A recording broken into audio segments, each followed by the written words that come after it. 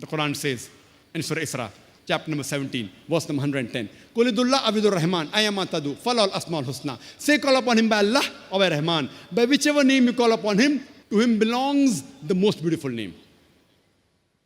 You can call Allah subhanahu wa ta'ala by any name, but it should be a beautiful name. It should be a name given by Allah subhanahu wa ta'ala. It should not conjure up a mental picture.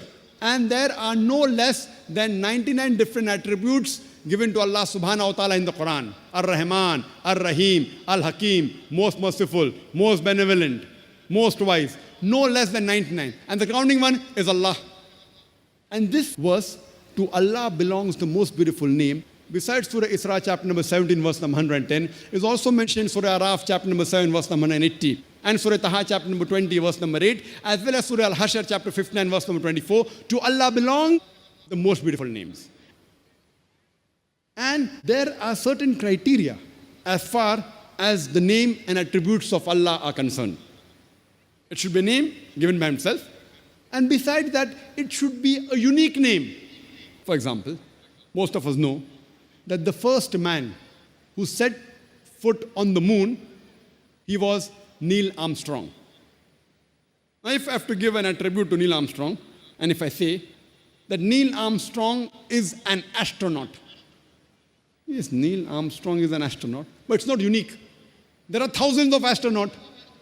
If you reverse it, who's an astronaut? The answer will not be Neil Armstrong. It can be 1,000 people. If I say Neil Armstrong is an American, there are millions of people who are American. Who's an American? You can give a million names. It's not unique belonging to Neil Armstrong alone. So if I have to give a unique attribute to Neil Armstrong, I have to say Neil Armstrong is the first man who set foot on the moon. If you reverse it, who's the first man who set foot on the moon? The reply is Neil Armstrong. So similarly, when you give an attribute to Almighty God, it should be unique. If you say Almighty God created a building, who can create a building? There can be 1,000 people who can create a building. But if you say He is the creator, or the creator of the universe, who's the creator of the universe?